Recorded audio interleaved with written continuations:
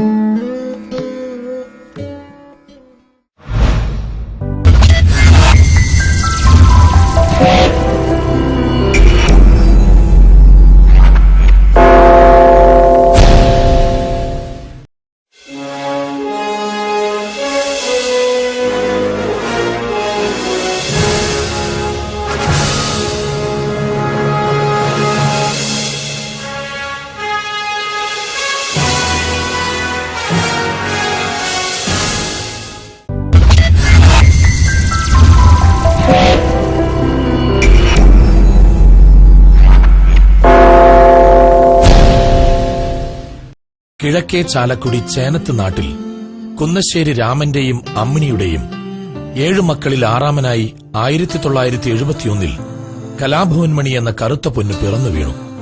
കൂലിപ്പണിക്കാരായ അച്ഛന്റെയും അമ്മയുടെയും കൈപിടിച്ച് മണി നടന്നു തുടങ്ങിയത് അവർക്ക് പുറകിലായിരുന്നില്ല.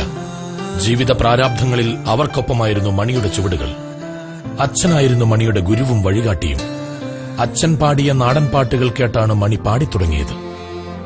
ചാലക്കുടി ബോയ്സ് ഹൈസ്കൂളിലെ പഠനത്തോടൊപ്പം ചാലക്കുടി പുഴയിൽ മണൽ വാരിയും ചാലക്കുടി ടൌണിൽ ഓട്ടോ ഓടിച്ചു നടന്ന നിഷ്കളങ്കനായ ബാലന്റെ മനസ്സിൽ എപ്പോഴോ ഒരു സിനിമാ മോഹം മുട്ടിട്ടു. പിന്നീടുള്ള മണിയുടെ ജീവിതയാത്രയിൽ ഒരു സിനിമാ നടനാകുന്നതിനുള്ള ജ്വാല ഒപ്പമുണ്ടായിരുന്നു.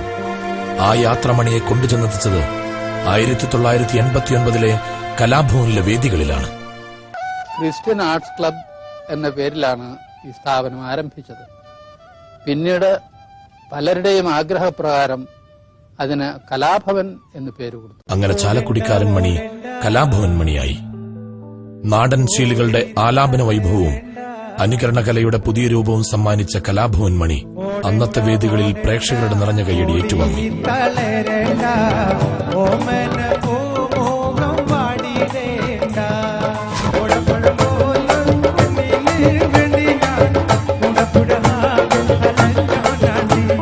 ആയിരത്തി 1995 അക്ഷരം എന്ന ചലച്ചിത്രത്തിലെ ഒരു ഓട്ടോ ഡ്രൈവറുടെ വേഷത്തിൽ ചലച്ചിത്ര ലോകത്തേക്കെത്തിയെങ്കിലും 1996 ലോകിതദാസ് സുന്ദർദാസ് കൂട്ടുകെട്ടിൽ പിറന്ന സല്ലാപത്തിലെ രാജപ്പൻ എന്ന കഥാപാത്രം മലയാള സിനിമയ്ക്ക് സമ്മാനിച്ചത് കരുത്തനായ ഒരു നടനെയാണ്. എത്തുന്നേരത്ത് ഞാൻ ആർക്കും കൊടുക്കാറില്ല. പിന്നെ രാമചന്ദ്രനായതുകൊണ്ടാ. ഷാപ്പിൽ അളവ് പറഞ്ഞാൽ ശരിയാവില്ല.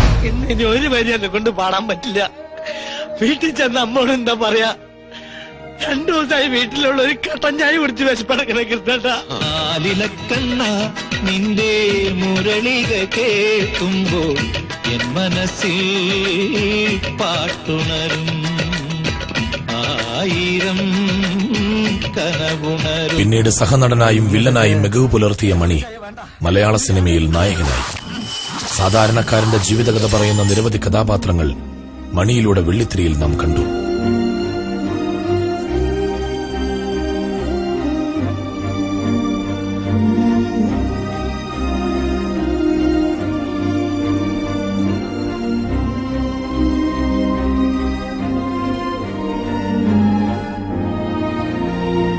മലയാളത്തിനൊപ്പം തമിഴ്, തെലുങ്ക്, കന്നഡ തുടങ്ങിയ ഭാഷകളിലും മണി പ്രിയപ്പെട്ടവനായി. വണ്ടേരി സൊൽപേച്ച് കേട്ട് തുള്ളുന്ന കാലം മുറിച്ചിരുവ പെരിച്ചാലി പാക്കാത പാതാളല്ല കേട്ടിയാലാ என்ன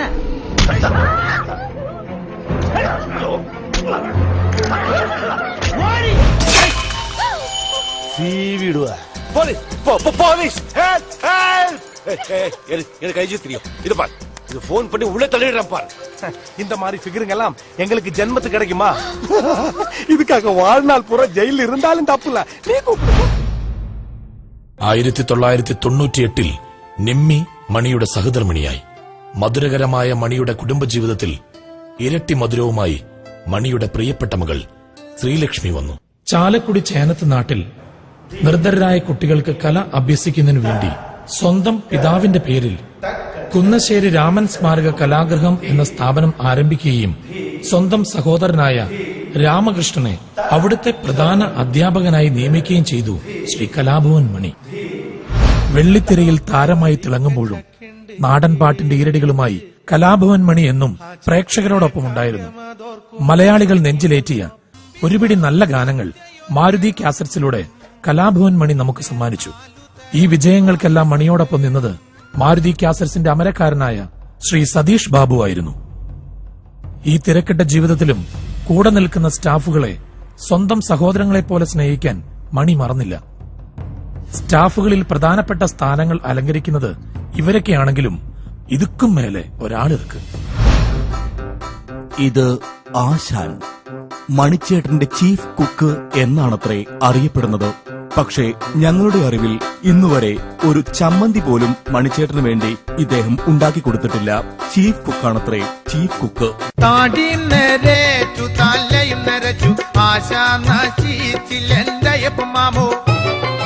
ബോംബെയിൽ സാമി എന്ന അപരനാമത്തിൽ അറിയപ്പെടുന്ന ഇദ്ദേഹം അവിടുത്തെ വലിയ ഗുണ്ടയായിരുന്നത്രേ. ഗുണ്ട.